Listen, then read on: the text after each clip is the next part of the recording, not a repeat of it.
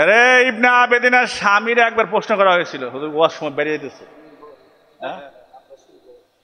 ইবনে আবেদিনের স্বামীর প্রশ্ন করা হলো, হুজুর বলে কি? কয় হুজুর একটা ফতোয়া দেন। বলে কি ফতোয়া? কয় ফতোয়া হলো একটা ছাগল হয়েছে, ছাগলের মাথার দিকটা হলো ছাগলের মতো, পাছার পিছনের শরীর দেহটা কুত্তার মতো।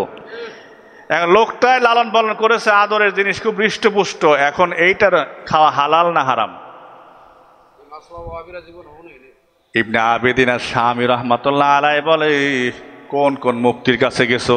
বলে হুজুর এই জামানার যত মুফতি আছে, মুটকি আছে, এই মুটকির কাছে সবগুলোর কাছে গিয়েছি, সবটি বলেছে এটা হারাম, কুত্তার হুকুম, এটা খাওয়া জায়েজ হবে না। হুজুর আপনি বলেন।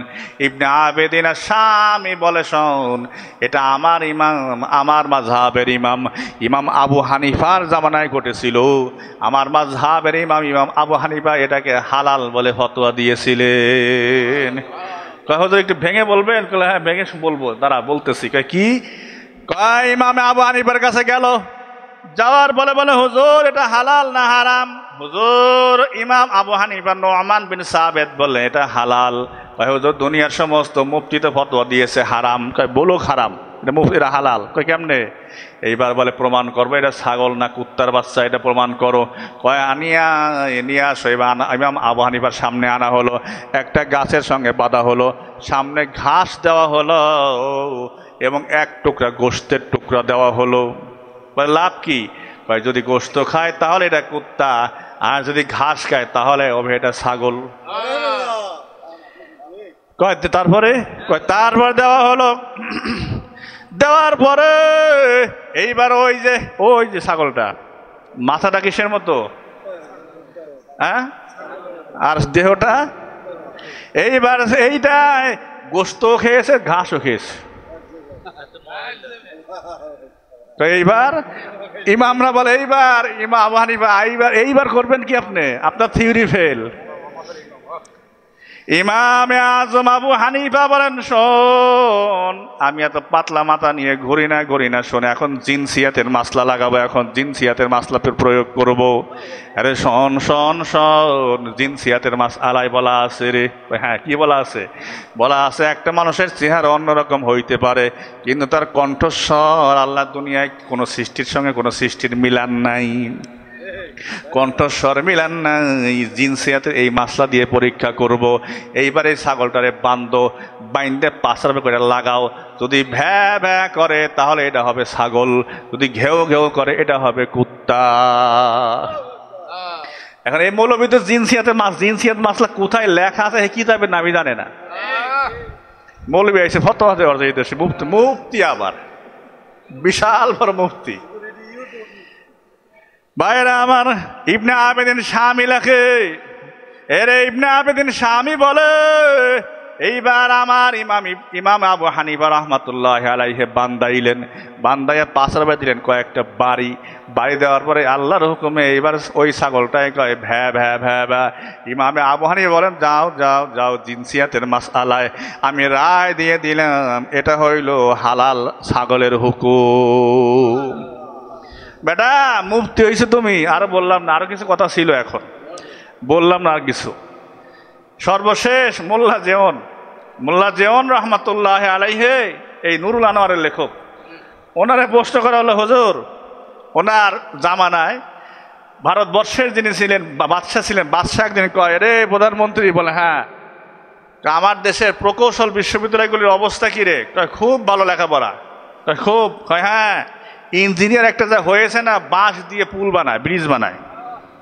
আচ্ছা, তারপরে শোন, আমার বাড়ির সামনে এই বিশাল বড় পুকুর। হ্যাঁ, ইঞ্জিনিয়ার সবচেয়ে বড় বড় ইঞ্জিনিয়ার ডেকে আনো, মাপতে হবে আমার বাড়ির সামনে এই পুকুরে কয় বালতি পানি আছে।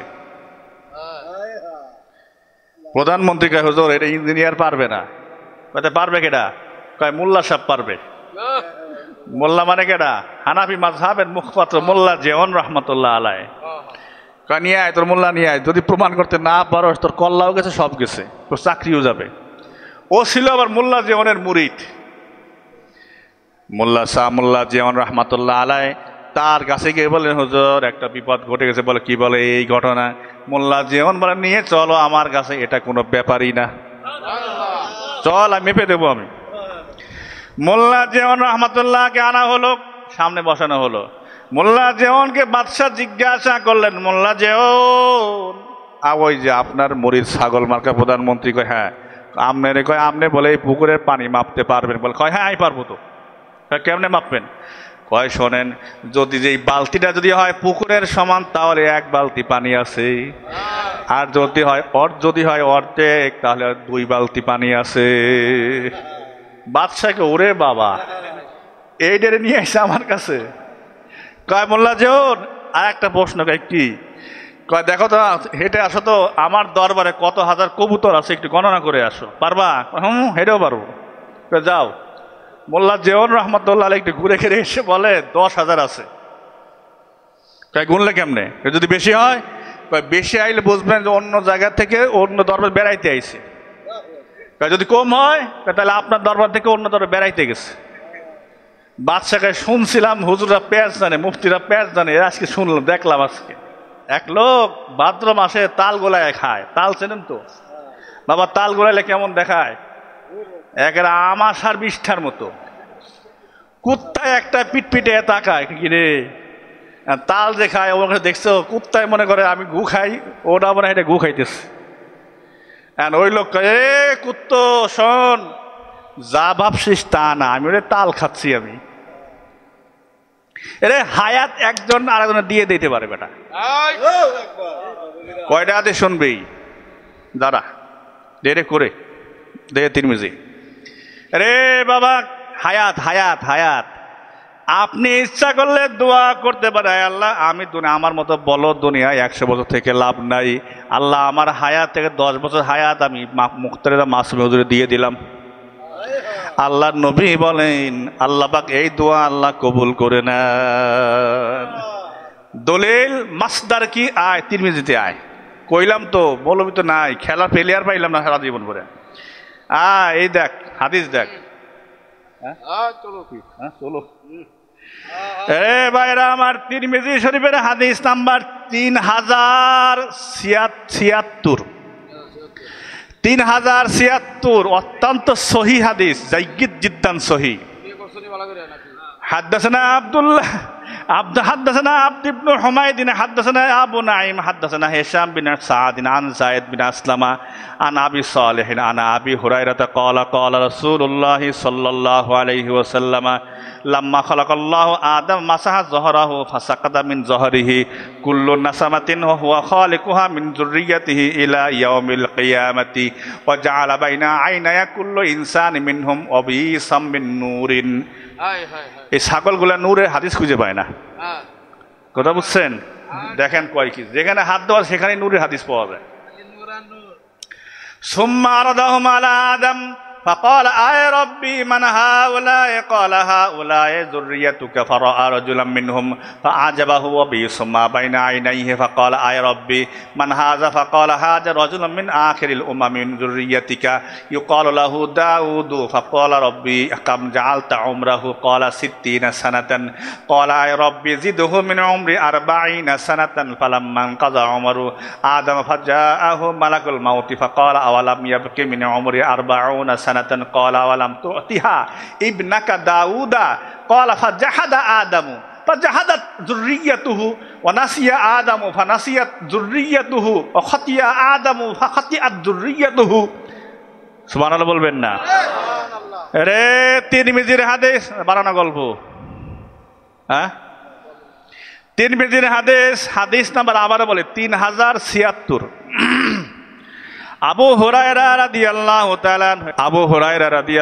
তাআলা আনহু রিওয়ায়াত করেন, আল্লাহ নবী সাল্লাল্লাহু আলাইহি ওয়াসাল্লাম তিনি ইরশাদ করেন, আল্লাহ রাব্বুল আলামিন যখন আদম আলাইহিস সালামকে সৃষ্টি করলেন, আদম আলাইহিস সালামকে সৃষ্টি করিয়া যখন তার পিঠে এইরকম হাত বোলাইলেন, হাত বোলানোর সঙ্গে সঙ্গে আদম আলাইহিস সালামের নাসামাত কারে গায়ে পরে একদিন বোঝাবো। এই নাসামাত থেকে সমস্ত বনি আদমের নাসামাত আল্লাহ রাব্বুল আলামিন আদম আলাইহিস সালামের পিঠের মধ্যে দিয়ে দিলেন। লা ইলাহা ইল্লাল্লাহ লা ইলাহা ইল্লাল্লাহ লা ইলাহা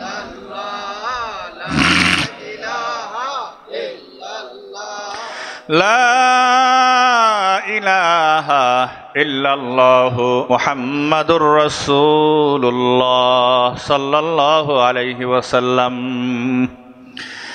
যখনই আদম আলাইহিস সালামের পিঠে আল্লাহ রাব্বুল আলামিনের কুদরতি হাত মাসে করলেন, আদম আলাইহিস সালামের নাসামাতের মধ্যে সমস্ত বনি আদম কিয়ামত পর্যন্ত যারা আসবে সব নাসামাতকে আল্লাহ দিয়ে দিলেন। এবার আদম আলাইহিস সালাম দেখে ওই নাসামাতের মধ্যে কয়েকটা নূর দেখা যায়। একটা নূর বিসামিন নূরিন, বিসুন, আরবিতে বিসুন শব্দ অর্থ হইল টিপ। টিপ দেয় না, টিপ মহিলা টিপ দেয় না রে, টিপ নাও মহিলারা, শোনো টিপ নেওয়া যায়, কিন্তু ওই টিপ না, টিপ হলো নূরের টিপ, নূরে মোহাম্মদের টিপ।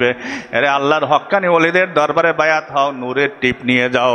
আল্লাহর হক্কানি ওলিদের দরবারে মুরিদ হও, বায়াত হও, কদমে থাকো, নূরের টিপ নিয়ে যাও। আরে আদম আল্লাহ রাব্বুল আলামিনের হাবিব বলেন, যখন আল্লাহ পাক নাসামাত সব দিয়ে দিলেন, তখন আল্লাহর নবী আদম আলাইহিস সালাম তাকায় দেখে রে, প্রত্যেকটা নূরের এই দুই চোখের মাঝখানে এই জায়গায় বিসুন একটা নূরের টিপ দেখা যায়। কিসের টিপ দেখা যায়? এটা নাকি নূরের হাদিসে খুঁজে পায় না। আদম, হযরতে আদম বললেন, আয় রব্বে, আমার রব, এই যে অসংখ্য মানুষের অসংখ্য দুই কপালের মাঝে টিপ দেখা যায়, এই টিপের মধ্যে একটা টিপ অত্যন্ত সুন্দর ঝলঝলে ঝকমক ঝকমক ঝকমক করতেছে। এটা কার টিপ? কার কি টিপ? ওই লোকটাকে আল্লাহ রাব্বুল আলামিন বললেন, আদম, এটা হলো